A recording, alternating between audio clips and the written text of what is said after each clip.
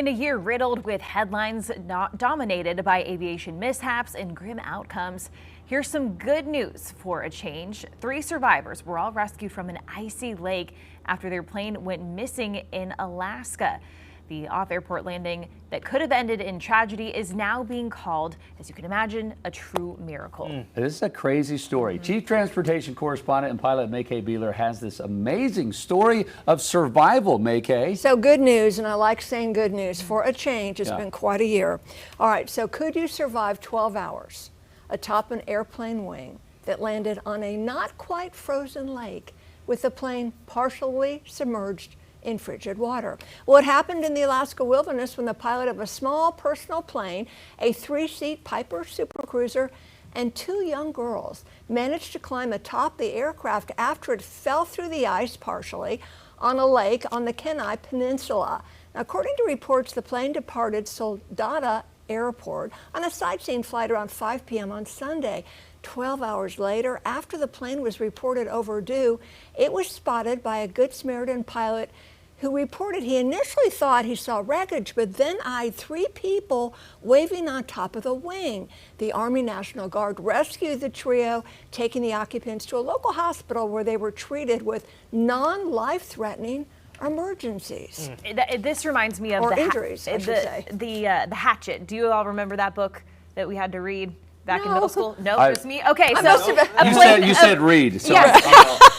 A plane crashes, and it's a survival story after a plane crash just like this. So do we know that? Do we have any answers about really how this happened and how it ended up where it did?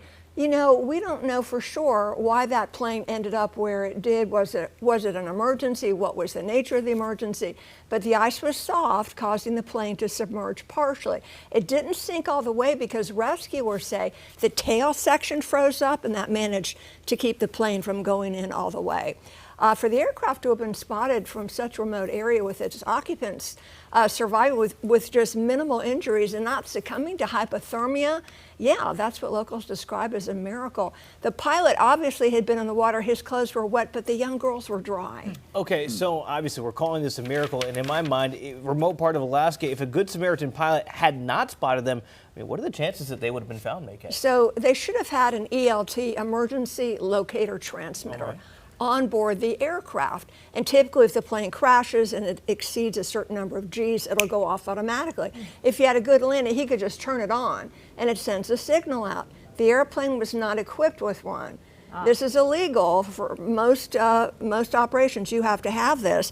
And believe it or not, this was regulated back in the 70s when 2 congressmen went missing in a plane crash in Alaska. Interesting. All right, so we've talked about the survivors, the actual plane, the circumstances. What about the pilot? What do we know about the pilot? Yeah, so just found this out this morning. So the pilot wasn't qualified to carry passengers. Reportedly, he is a student pilot. A student pilot cannot carry passengers. You can fly with a flight instructor. You can fly solo if your flight instructor signs you off and you're qualified to do that, but you cannot take passengers. And apparently this was a student pilot that took these girls. And we don't know if it was his daughters. It's kind of sketchy right now, but illegal. Didn't have the ELT on board. It was a miracle that they were spotted and was not legally qualified to take passengers.